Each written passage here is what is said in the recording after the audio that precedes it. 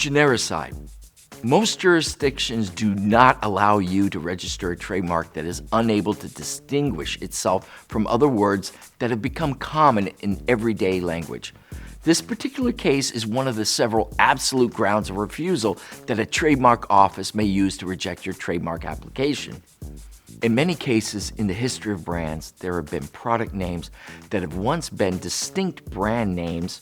However, because they were so widely used by consumers to describe the product, no matter what the product source was, such as aspirin, the name itself became generic because it had become customary for people to use it to refer to that particular kind of product. In other words, the brand lost its distinctiveness from being used generically. There's actually a name for this. It's called Genericide.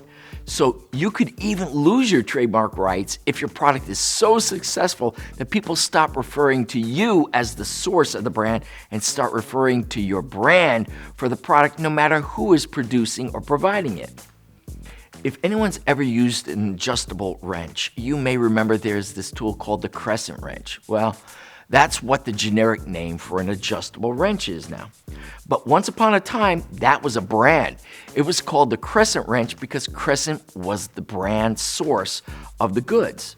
That brand lost its distinctiveness because the consumer stopped identifying adjustable wrenches from Crescent as the brand and referred to all adjustable wrenches as crescent wrenches.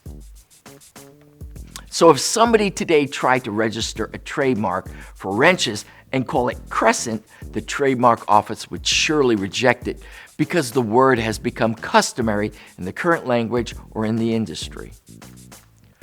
Now, there's other things that can acquire or lose distinctiveness as well.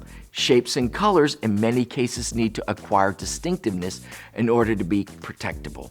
If you want to trademark the shape of your product, the law requires that it needs to be a shape that requires distinction. So right off the gate, if your product has a particular shape and you think that's protectable, it may not be. It needs to acquire distinctiveness.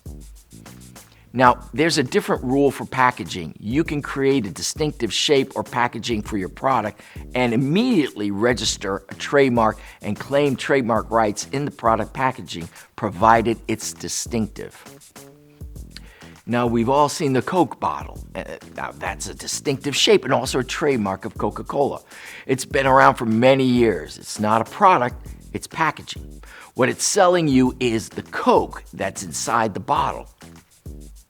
On the other hand, if you were selling popsicles which have a unique design, they would need to acquire distinction over time in order to be trademarked, just like the Coca-Cola bottle. It's treated the same as a descriptive trademark that you don't get trademark rights until it's spent enough time, generally 5 years or more, acquiring distinctiveness so that you can then prove this to the trademark office. The same is true with colors and sounds and smells, and for example, what we call trade dress, which would include the design of a store, say like the Apple Store. Please feel free to watch more of our videos to get valuable insights about the mechanics of applying for trademark registrations, defending your marks, opposing other conflicting marks, dealing with office actions, and many other intellectual property issues.